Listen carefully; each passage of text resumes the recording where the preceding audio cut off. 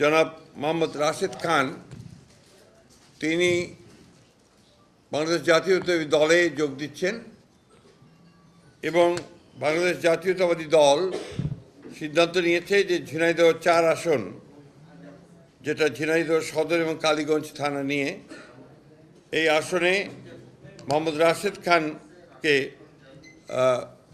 ধানের শীষ প্রতীকে নির্বাচন করার জন্য মনোনয়ন দেওয়া হচ্ছে।